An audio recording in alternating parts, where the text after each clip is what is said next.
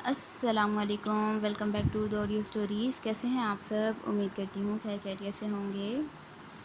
Okay, تو پیارے پیارے لسنرز، آج ہم جو ناول شروع کرنے والے ہیں وہ ہے ظالم عشق از قلم میرب سیزن 2۔ تو ہمارا عہد الفت کل ہی کمپلیٹ ہوا ہے، اس کا سیزن 2 بھی ہے، وہ بھی آن گوئنگ ہے۔ اور جو ہم ظالم عشق کا سیزن 2 یہ پڑھ رہے ہیں یہ بھی آن گوئنگ ہی ہے۔ اور اس کے علاوہ آپ نے ایک اور جو ناول اسیر عشقم ریکمینڈ کیا ہوا ہے وہ بھی آن گوئنگ ہے۔ تو اب جب آپ لوگوں نے سارے ہی آن گوئنگ ریکمینڈ کیے ہوئے ہیں تو ہم آن گوئنگ ہی پڑھیں گے، اور جب جب رائٹر نیو ایپیسوڈ اپلوڈ کیا کریں گی ہم وہ نیو ایپیسوڈ پڑھ لیا کریں گے۔ تو ظالم عشق کی چونکہ بہت کم ایپیسوڈز ابھی تک آئی بھی ہیں تو ہم فرسٹ یہ اسٹارٹ کر رہے ہیں، اس کے بعد اسیر عشقم اور عہد الفت کا سیزن 2 بھی اسٹارٹ کریں گے۔ امید کرتی ہوں آپ لوگوں کو یہ آئیڈیا پسند آئے گا اور آپ لوگ ساتھ دیں گے میرا۔ چلیں تو بغیر دیر کیے اسٹارٹ کرتے ہیں ناول ظالم عشق از قلم میرب۔ ارہم اٹھ جائیں، آپ لیٹ ہو رہے ہیں آفس سے۔ پری پچھلے 15 منٹ سے ارہم کو آوازیں دے رہی تھی، لیکن ارہم کو تو صرف اپنی نیند سے غرض تھی۔ وہ بھلا پری کی آواز پہ کیوں اٹھتا؟ ارہم، میں آخری دفعہ بول رہی ہوں، اٹھ جائیں ورنہ میں اکیلی ہی نیچے جا رہی ہوں۔ پری اس کے بھاری بھرکم فولادی بازو پہ مکہ رسید کرتی دھمکی آمیز لہجے میں بولی۔ ارہم کو پری کے چھوٹے سے مکے سے کوئی فرق نہ پڑا تھا، لیکن ہاں، وہ پری کی بازو کو اپنی گرفت میں جکڑ چکا تھا۔ کیا مصیبت ہے یار، اب میں سو بھی نہیں سکتا، تم بھی سو جاؤ چپ کر کے۔ ارہم پری کو ایک جھٹکے سے اپنے برابر میں لٹا گیا تھا۔ پری نے بڑی بڑی آنکھیں پھاڑے ارہم کی طرف دیکھا، اور ہاں، لائٹ بھی آف کر دو۔ ارہم اس کے گرد اپنا بھاری ہاتھ ٹکاتے بولا تھا۔ ارہم کی اگلی بات پہ پری کا فل پارا ہائی ہوا تھا۔ ارہم کا چہرہ پری کے چہرے کے بے حد قریب تھا، اس کی گرم سانسیں پری بآسانی اپنے چہرے پر محسوس کر سکتی تھی۔ پری ایک جھٹکے سے اس کا ہاتھ جھٹکتی اٹھی تھی۔ نیچے بچے اسکول کے لیے تیار ہوئے بیٹھے ہیں اور آپ کو یہاں سونے کی پڑی ہے، اٹھیں آپ۔ پری نے سائڈ سے پلو پکڑتے پوری قوت سے ارہم کے منہ پہ مارا تھا۔ ارہم بلبلاتا ہوا اٹھا تھا۔ لڑکی، تمہارے ساتھ مسئلہ کیا ہے؟ رات کو بھی سونے نہیں دیتی اور اب بھی نہیں سونے دے رہی ہو، آخر تم چاہتی کیا ہو؟ ارہم اسے گھورتے دانت کچکچاتے بولا تھا۔ کیا رات کو میں آپ کو سونے نہیں دیتی؟ سیدھی طرح بولے نا، رات کو آپ کی اپنی نیت خراب ہوتی ہے، سارا الزام مجھ پر لگا دیا۔ پری نے منہ بسورا تھا۔ ارہم کی بات پری کو آگ ہی تو لگا گئی تھی۔ ہاں تو جب اتنی پیاری لگو گی تو میری نیت تو خراب ہوگی نا؟ کون کہتا لال ٹماٹر بن کر میرے سامنے آؤ؟ ارہم لب دباتے اپنے بالوں میں ہاتھ پھیرتے بولا تھا۔ اچھا جی ٹھیک ہے، آج کے بعد میں تیار ہی نہیں ہوں گی، اور آپ کے لیے تو بالکل بھی نہیں۔ آج کے بعد میں پھٹے ہوئے کپڑے پہنوں گی۔ پری ہاتھ باندھتے چہرہ پھیرتے بولی تھی۔ سرخ ہوتے چہرے پہ ہلکے ہلکے شرماہٹ کے آثار تھے۔ کیوں؟ پری کی بات پہ ارہم نے آئی برو اچکائی۔ تاکہ میں آپ کو پیاری نہ لگ سکوں اور میری وجہ سے آپ کی راتوں کی نیند نہ حرام ہو۔ پری ناراضگی ظاہر کرتے مزید چہرہ پھیر گئی تھی۔ پری کی بات سنتے ارہم ایک ہی جست میں اٹھا اس کی طرف بڑھا تھا۔ اس نے انتہائی نرمی سے پری کے گرد بازو حائل کیے تھے۔ تم پھٹے ہوئے کپڑے پہنو یا تیار ہوئے بغیر میرے سامنے آؤ، تم مجھے پھر بھی پیاری لگو گی۔ ارہم نے اسے سختی سے خود میں بھیجتے کہا تھا۔ نہیں دیکھنا اب آپ، جب میں تیار نہیں ہوں گی نا تو میں آپ کو بالکل بھی اچھی نہیں لگوں گی اور گندے گندے کپڑے پہنوں گی تاکہ آپ کی نیند نہ خراب ہو میری وجہ سے۔ پری نے مزید منہ بسورا تھا اور ساتھ ہی ساتھ ارہم کی مضبوط گرفت سے نکلنے کی کوشش بھی کر رہی تھی، جس میں وہ مسلسل ناکام ہو رہی تھی۔ کہا نا تم جو مرضی کر لو، تم مجھے پھر بھی اچھی لگو گی۔ ارہم پری کے گال پہ لب رکھتے بولا تھا۔ وہ پری کو چڑھا رہا تھا اور پری چڑھ بھی گئی تھی۔ میں اس وقت آپ کی کسی فضول بات کا جواب نہیں دے سکتی، چھوڑیں آپ مجھے، میں آپ کی طرح ویلی نہیں ہوں، مجھے نیچے جا کر اپنے بچوں کو اسکول بھیجنا ہے۔ پری مزید غصے سے منہ پھلا گئی تھی۔ ہاں تو میں کیا تمہیں ویلا نظر آتا ہوں؟ ارہم نے بولتے پری کی گال پہ دانت گاڑے تھے۔ اور نہیں تو کیا؟ پری شرم سے لال ہوتی اس کی باہوں میں مچل رہی تھی۔ پری، تمہیں لگتا ہے کہ اس سے زیادہ امپورٹنٹ کام بھی میرے لیے ہو سکتا ہے. دیکھو کتنا امپورٹنٹ کام کر رہا ہوں میں، اور تم ابھی بھی مجھے ویلا کہہ رہی ہو. ارہم نے جیسے افسوس ظاہر کیا تھا. جی آپ ویلے نہیں ہیں، لیکن آپ کسی کام کے بھی نہیں ہیں. ارہم کی بڑھتی گرفت پر پری بمشکل ہی بول پائی تھی. کیا مطلب کسی کام کا نہیں ہوں؟ ارہم زیر لب بڑبڑایا تھا. تمہیں 2 منٹ میں بلش کروانے کا ٹیلنٹ ہے میرے پاس. بتاؤ اور کیا چاہیے؟ پورا کا پورا بندہ حاضر ہے تمہارے سامنے. ارہم اپنی بات بولتے دوبارہ سے اس کی گال پہ دانت گاڑ گیا تھا. پری شرم سے مزید سمٹی. ارہم بچے اسکول سے لیٹ ہو رہے ہیں. شرم سے اس کی آواز بھی بمشکل ہی نکلی تھی. پری ابھی ہمارے صرف 2 بچے ہیں اور تم مجھے اس طرح سے اگنور کرتی ہو. اگر 4-5 اور آ گئے تم تو مجھے بھول ہی جاؤ گی. ارہم زبردستی پری کا چہرہ اپنی طرف پھیرتے بولا تھا. ارہم کی بات پہ جہاں پری کا چہرہ سرخ ہوا تھا وہاں اس کی آنکھیں حیرت سے مزید کھلیں. 4-5 اور بچے؟ پری حیرت سے بولی تھی. ہاں 4-5 اور بچے. کیوں کم ہیں کیا؟ ارہم اپنے ماتھے پہ انگلی مسلتے بولا. جی یہ بہت کم ہیں. 10-12 تو کریں، کیونکہ پاکستان کی نیشنل کرکٹ ٹیم کو ایک سیکنڈ کیونکہ پاکستان کی نیشنل کرکٹ ٹیم کو کرکٹرز ہم نے ہی تو پرووائڈ کرنے ہیں. پری سرخ انگارہ ہوتی دانت پیستے بولی تھی. ارہم کی 5-6 بچوں والی بات اسے مزید غصہ دلا گئی تھی. پری کی بات سنتے ارہم کا فلک شگاف کہکہا گونجا تھا. ارہم کے کہکہے پر پری مزید تپی تھی. پری میں مذاق نہیں کر رہا. ارہم ایک لمحے رکتے بولا تھا، لیکن اگلے ہی لمحے وہ دوبارہ سے ہنسنے میں مصروف ہو چکا تھا. پری تو اسے خونخوار نظروں سے گھورے جا رہی تھی. ارہم آپ کو میری ذرا پرواہ نہیں ہے. پری سیخ پا ہوتے ہوئے ایک جھٹکے سے اپنے آپ کو ارہم سے چھڑوا چکی تھی. اب تمہیں یہ کس نے کہہ دیا کہ مجھے تمہاری پرواہ نہیں ہے؟ تم میرے لیے سب سے خاص ہو. ارہم نے نہ سمجھی سے پری کا چہرہ دیکھا تھا جو اس وقت غصے اور شرم سے سرخ کندھاری ہو رہا تھا. کسی نے نہیں کہا، میں خود جانتی ہوں. کوئی خاص نہیں ہوں میں آپ کے لیے. اگر آپ کو میری پرواہ ہوتی تو آپ اس طرح سے اپنے 5-6 اور بچوں کی بات نہ کرتے. پری شرم سے سرخ ہوتی چہرہ جھکاتے بولی تھی. پری کی بات سنتے اب ارہم تھوڑا سنجیدہ ہوا تھا. پری بیبی میں مذاق کر رہا تھا، اس نے اپنی کنپٹی سہلاتے کہا. اس نے سوچا بھی نہیں تھا کہ پری اس کی بات کو اتنا سیریس لے لے گی. نہیں آپ مذاق نہیں کر رہے تھے، آپ سیریس تھے. پری تو گزرا ہوا وقت یاد کرتے ہی ڈر گئی تھی. کتنا مشکل تھا نا وہ وقت. پری یاد کرتے ہی لرز گئی تھی. نہیں تمہیں کیا لگتا ہے میں سیریس تھا؟ بالکل بھی نہیں یار، میں مذاق کر رہا تھا. میں بھلا کیوں اپنے طریقے سے تکلیف دوں گا؟ ارہم نے بولتے نرمی سے پری کی پیشانی پہ لب رکھے تھے. یہاں تم 2 بچوں کو لے کر مجھے ٹائم نہیں دیتی. اگر 5-6 اور ہو گئے تو تم واقعی مجھے بھول جاؤ گی. اسی لیے میں ایسا رسک کبھی نہیں لے سکتا. ارہم نے آگے بڑھتے پری کا چہرہ اپنے ہاتھوں میں تھاما تھا جو اس وقت شرم اور غصے سے سرخ ہو رہا تھا. میرے پاس آلریڈی 3 بچے ہیں، مجھے مزید بچوں کی ضرورت نہیں ہے. ارہم اس کے چہرے پہ جھکتے بولا تھا. ہیں 3 بچے؟ یہ آپ کا تیسرا بچہ کہاں سے آ گیا؟ پری جانچتی نظروں سے ارہم کی طرف دیکھتے بولی تھی. یہ میرے سامنے کھڑا ہے. ارہم نے شانے اچکائے. پری ارہم کی بات سنتی شرم سے چہرہ جھکا گئی. وہ ہمیشہ ارہم کے بیبی بولنے پر شرما جاتی تھی اور آج بھی ایسا ہی ہوا تھا. دیکھا میں نے کہا تھا نا تم کچھ بھی کر لو تم ہمیشہ مجھے پیاری لگو گی. تم جیسے مرضی کپڑے پہنو، تیار ہوئے بغیر میرے سامنے آؤ یا پھر جو مرضی کرو، تمہاری ادائیں مجھے کبھی تم سے دور ہونے ہی نہیں دیں گی. ارہم شرارت سے آنکھ دباتے بولا تھا. ارہم کی بات سنتے پری کی گالیں، ناک اور ہونٹ سرخ ہو چکے تھے. اچھا نا چلے نیچے، پری نے جھنجھلاتے کہا تھا. ایسے کیسے نیچے چلا جاؤں؟ ابھی تو میری صبح ہی نہیں ہوئی اور تم مجھے نیچے جانے کے لیے بول رہی ہو؟ ارہم پری کے چہرے پر نظریں دوڑاتے معنی خیز انداز میں بولا تھا. ایسے کیسے صبح نہیں ہوئی؟ ٹائم دیکھیں 7 بج رہے ہیں. پری نے وال کلاک کی طرف اشارہ کیا تھا. ہاں وہ تو مجھے نظر آ رہا ہے، لیکن وہ کیا ہے نا، جب تک میں اپنے بیبی کو تھوڑا سا پیار نہ کر لوں نہ تو میری صبح نہیں ہوتی.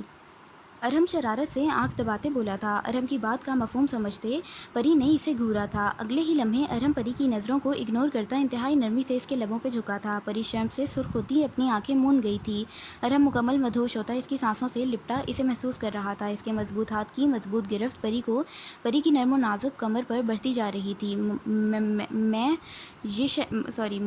ممی یہ شہرام کی آواز تھی. ارہم ایک جھٹکے سے پری سے دور ہوا تھا. آ گیا کباب میں ہڈی. ارہم بڑبڑاتے ہوئے پری کو گھور رہا تھا. پری نے خود کو سنبھالتے بمشکل اپنی سانس بحال کی تھی. اتنے میں شہرام اندر داخل ہوا. ممی میرے خیال سے آپ اپنے ہسبینڈ کو اٹھانے آئی تھیں. 8 سالہ شہرام عورتوں کی طرح اپنی کمر پہ ہاتھ ٹکاتے بولا تھا۔ اس نے بات تو پری سے کی تھی، لیکن اس کی کنکھیاں ارحم کی طرف تھیں۔ کیا مجھے کیوں دیکھ رہے ہو؟ ارحم نے اسے اپنی طرف دیکھتا پا کر سوال کیا۔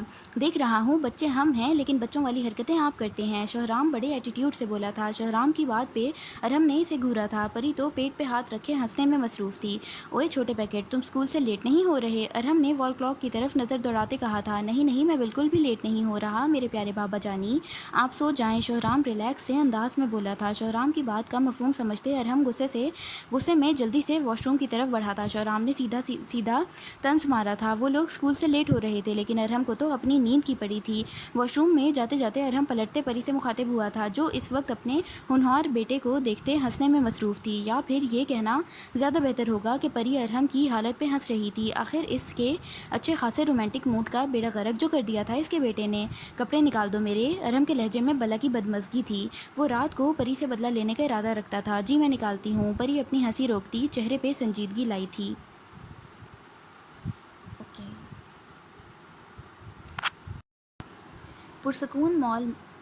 پرسکون ماحول میں خان ولا کے عالیشان ڈائننگ ٹیبل پہ ناشتہ لگ چکا تھا اور سب خاموشی سے بیٹھے ناشتہ کرنے میں مصروف تھے۔ مہرناز بیگم تو اپنے پوتا اور پوتی کے درمیان میں بیٹھی انہیں اپنے ہاتھوں سے باری باری کھلا رہی تھیں۔ بابا جانی، آپ سے ایک بات پوچھنی تھی، شوہرام نے اپنا کھانا ختم کرتے نیپکن سے منہ صاف کرتے ارحم سے کہا۔ بولو، ارحم نے سنجیدگی سے جواب دیا۔ وہ جانتا تھا شوہرام ضرور کوئی نہ کوئی الٹی سیدھی بات کر کے اسے شرمندہ کروانے والا ہے۔ بابا، آپ کے بچے ہم ہیں، ممی آپ کی وائف ہیں۔ شوہرام بولتے بولتے رکا تھا۔ ارحم نے اس کی طرف دیکھتے گردن ہلاتے آگے بولنے کا اشارہ کیا تھا۔ آپ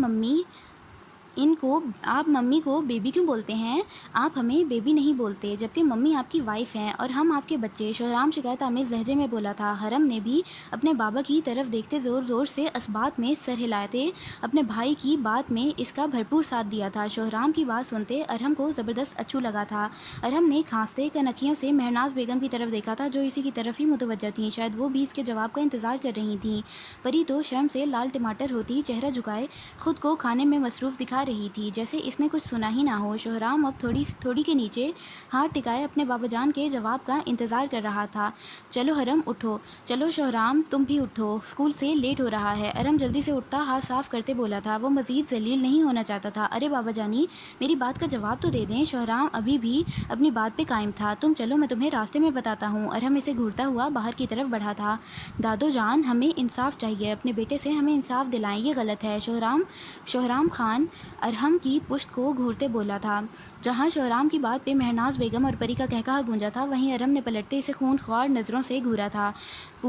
پری، تمہارے بے شرم بھائیوں نے میرے بیٹے کو بگاڑ دیا ہے، آج کے بعد تمہارا مائکے جانا بند۔ ارحم اپنی سناتے لمبے لمبے ڈگ بھرتا باہر کی طرف بڑھا تھا۔ پری نے حیرت سے ارحم کی پشت کو دیکھا۔ ارحم ایک دم سے واپس پلٹا تھا۔ پری نے ہڑبڑاتے اپنا چہرہ ادھر ادھر گھمایا۔ اسے امید نہیں تھی کہ اس کے اس طرح سے دیکھنے پر ارحم ایک دم سے پلٹے گا۔ اور تم سے تو میں آ کر حساب برابر کروں گا۔ ارحم بولتے ہی دوبارہ سے واپس پلٹا تھا۔ آخر وہ جاتے جاتے بھی دھمکی دے گیا تھا؟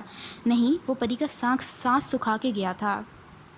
چلو چلو بچوں، اٹھو، بابا جان ویٹ کر رہے ہیں۔ مہرناز بیگم نے جلدی سے اٹھتے بچوں کو ان کے بیگ پکڑائے تھے۔ پری تو ایک جگہ پر سٹل بیٹھی تھی۔ شوہرام نے آگے آتے اپنے ننھے ہاتھوں میں پری کا چہرہ تھام کے اس کے گال پہ کس کی تھی۔ اللہ حافظ ممی۔ شوہرام پیچھے ہوا تو ارحم نے بھی پری کا چہرہ اپنے ہاتھوں میں تھامتے ایک چھوٹی سی کس کی تھی۔ اللہ حافظ ممی، اللہ حافظ، پری نے دھیمے سے جواب دیتے ان دونوں کو ہگ کیا تھا۔ اللہ حافظ دادو جان۔ اب وہ دونوں مہرناز بیگم کو اللہ حافظ بولتے باہر کی طرف بھاگے تھے۔ مہرناز بیگم نے پری کے سپاٹ چہرے کی طرف دیکھتے اسے مخاطب کیا۔ کیا ہوا میری بیٹی کو؟ وہ انتہائی نرمی سے اس کے گرد حصار باندھتے بولی تھی۔ کچھ بھی تو نہیں، پری نے ہڑبڑاتے ہوئے جواب دیا۔ مہرناز بیگم ہلکا سا مسکرا دی تھیں۔ ابان، تم پاگل ہو گئے ہو، کچھ بھی بولے جا رہے ہو؟ حمدان نے اسے سخت گھوری سے نوازا تھا۔ ابان پچھلے 1 گھنٹے سے آفس میں ان کے ساتھ بیٹھا بہت ضروری بات ڈسکس کر رہا تھا، جس پہ حمدان اسے کھا جانے والی نظروں سے گھور رہا تھا، اور شایان تو اس کی ہر بات پہ قہقہا لگا رہا تھا۔ بھائی، مجھے تو یہ سمجھ نہیں آ رہی کہ آپ لوگ میری بات کو سیریس کیوں نہیں لیتے۔ مجھے آئلن پسند ہے اور میں اسی سے شادی کروں گا۔ ابان اپنی یونیورسٹی کی کلاس فیلو کی بات کر رہا تھا۔ اس مہینے میں یہ کوئی چوتھا عشق تمہیں ہوا ہے اور میں انتظار کروں گا کہ تم پانچواں عشق کب کرو گے، کیونکہ تمہارا چوتھا عشق ہم سب ہی ریجیکٹ کر چکے ہیں۔ ہمدان اسے گھورتے لب دباتے بولا تھا، جب لڑکی لڑکا ہے راضی تو کیا کرے گا قاضی۔ ابان غصے سے بولتا، صوفے سے ٹیک لگائے ٹانگ پہ ٹانگ جما گیا تھا، بیٹا قاضی کا تو پتہ نہیں لیکن میں بہت کچھ کروں گا۔ اب ہمدان کو مزید غصہ آ گیا تھا۔ ابان ایک بات کو گھسیٹے جا رہا تھا۔ اسی لمحے ارحم اندر داخل ہوا تھا۔ ارحم بغیر کسی کو مخاطب کیے چلتا ہوا ابان کے مقابل بیٹھ چکا تھا۔ اس کے چہرے پہ بلا کی سنجیدگی تھی۔ تمہیں کیا ہوا ہے؟ شایان نے اس کا چہرہ دیکھتے سوال کیا۔ ہمدان بھی اسی کی طرف متوجہ تھا۔ کچھ نہیں، ارحم نے کاٹ کھانے والے لہجے میں جواب دیا تھا۔ سیدھی طرح کہو نا، بتانا نہیں چاہتے؟ ہمدان نے اپنی ہنسی دباتے کہا تھا، تم میری چھوڑو، اپنی بتاؤ۔ آج اتفاق سے تم تینوں ایک ساتھ خیریت؟ ارحم نے حیرت کا مظاہرہ کیا تھا۔ ہاں یار، بس یہ تمہارے چھوٹے سالے کو چوتھا عشق ہو گیا ہے، شایان مذاق اڑانے والے انداز میں بولا تھا۔ شایان کی بات سنتے ارحم کا فلک شگاف کہا گونجا تھا۔ کس سے؟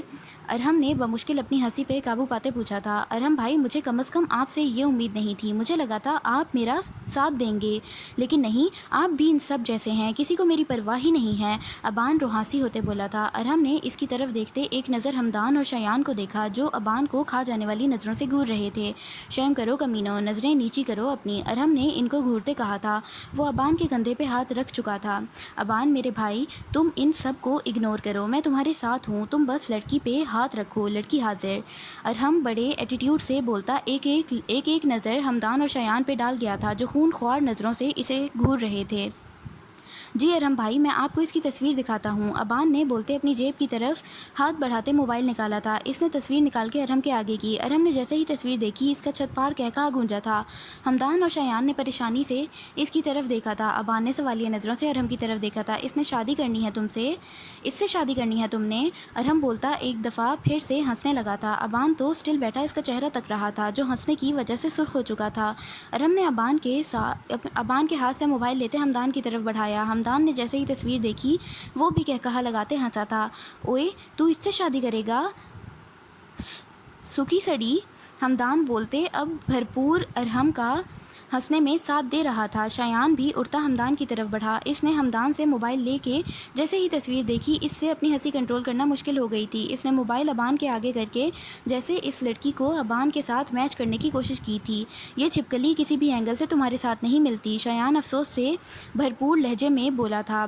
بھائی چھپکلی نہیں ہے، یہ پرسنالٹی ہی اس کی ایسی ہے، ویسے بھی کمر پتلی ہو جتنی بھی مزہ اتنا نشیلا ہے۔ ابان اپنا کالر جھٹکتے بڑبڑایا تھا۔ ابان کی بات سنتے ہمدان نے ایک جھٹکے سے اپنا جوتا اتارتے پوری قوت سے اس کی طرف اچھالا تھا۔ لانتی انسان، شرم کرو کچھ، شایان نے اسے گھورا تھا۔ اس وقت کافی سنجیدہ سچویشن چل رہی تھی اور ارحم کا ہنسی روک روک کے چہرہ سرخ اندھاری ہو گیا تھا۔ ابان میری بات سنو، دیکھو یہ لڑکی کسی بھی اینگل سے تمہارے ساتھ میچ نہیں کرتی، اس کے پرسنالٹی دیکھو، جیسے تم کمر پتلی کا نام دے رہے ہو اتنی بری لگ رہی ہے یہ، ہمارے خاندان میں ایسی لڑکیاں نہیں آتی۔ ارحم نے اسے سمجھانا چاہا تھا۔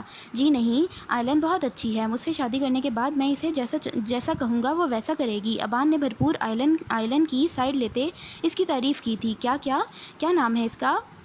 ہمدان اس کے قریب آتے بولا تھا۔ ابان نے پیچھے کو سرکنے کی کوشش کی لیکن ناکام، وہ پہلے ہی صوفے کی پشت سے ٹیک لگائے بیٹھا تھا۔ آئلن، ابان نے اٹکتی سانسوں سے جواب دیا تھا۔ بس ابان، اگر اس سے آگے تم نے ایک لفظ بھی بولا نا میں تمہاری ٹانگیں توڑ دوں گا، دفع ہو جاؤ یہاں سے، آج سے تمہارے یونیورسٹی جانا بند۔ کن عجیب فضول چکروں میں پڑ گئے ہو تم؟ ہمدان اسے گھورتے تیش و اشتعال سے پھنکارا تھا۔ اب کی بار ابان کچھ نہیں بولا تھا، وہ جانتا تھا اگر اب وہ بولا تو اسے 2-3 پڑ ہی جانی ہے۔ یار بس کرو، یہ بچے پہ ظلم ہے، میں اس طرح کا ظلم ہرگز برداشت نہیں کروں گا۔ ارحم اب سیدھا ہو کر بیٹھتا سنجیدہ لہجے میں بولا تھا۔ ارحم کی بات پہ ہمدان نے اسے گھورا، تم اسے مزید شے مت دو، یہ آگے ہی بہت بے غیرت ہے۔ ہمدان کا رخ اب اس کی طرف تھا۔ ہاں، اور جو تم لوگ میرے بیٹے کو شے دیتے ہو اس کا کیا؟ تم لوگوں کی وجہ سے میرا اپنا بیٹا مجھے ہر جگہ پہ ذلیل کرواتا ہے، صرف تم لوگوں کی وجہ سے۔ آج کے بعد پری تم لوگوں کے گھر نہیں آئے گی، سمجھے تم لوگ؟ ارحم بھی اس کے مقابل آتے دھاڑا تھا۔ ارحم کی بات پہ ہمدان اور شایان ایک دوسرے کو دیکھتے کہکہا لگا گئے تھے، ہاں ہاں تمہیں بھی دیکھ لوں گا جب تم پری کو ہمارے گھر آنے سے روکو گے۔ شایان اپنا کالر سیدھا کرتے بولا تھا۔ ابان بیچارہ معصومیت سے اٹھتا چھوٹے چھوٹے ڈگ بھرتا دروازے کی طرف بڑھا، شاید وہ اسی لیے سلو چل رہا تھا کہ کوئی اسے روک لے، لیکن یہ کیا، کسی نے روکا ہی نہیں۔ ابان خود ہی दरवाजे के करीब जाते रुका था। पलटना मत, तुम्हारा मुंह तोड़ दूंगा मैं, दफ़ा हो जाओ यहाँ से। हमदान ने इसको रुकता देखते पीछे से सदा लगाई थी। अबान इन्हीं कदमों दरवाज़ा खोलता बाहर निकल गया था। ओके, तो यहाँ पे हमारा एपिसोड 1 का एंड होता है। चूँकि एपिसोड 1 ही राइटर ने इतनी लिखी है तो हम भी एपिसोड 1 इतनी ही रेट करेंगे।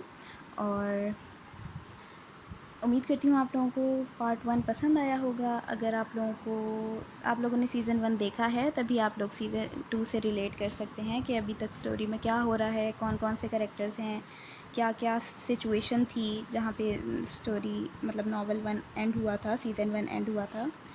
तो अगर आप लोगों ने नहीं देखा तो पहले जाके सीज़न 1 को रीड करें, उसके बाद आगे आप सीज़न 2 को रीड कर सकते हैं। और यहाँ पे मैं आपको सिर्फ ऑडियो अपलोड करूँगी, इसकी टेक्स्ट फॉर्म में नहीं होगा। अगर आप लोगों को टेक्स्ट फॉर्म में पढ़ना है तो आप लोग मीरब राइटर के ऑफिशियल पेज पे जाके इसको रीड कर सकते हैं वहाँ से ख़ुद। लेकिन अगर आप लोगों को ऑडियो सुनना है तो फिर आप लोग ऑडियो मेरे चैनल पे सुन सकते हैं। रोज़ इसकी एक नई एपिसोड अपलोड होगी। उम्मीद करती हूँ आप लोगों को नावल पसंद आएगा। और चलें जी, इसी के साथ मुझे इजाज़त दें। खुश रहें, खुशियाँ बाँटें और ढेर सारी दुआओं में याद रखें। अल्लाह हाफ़िज़।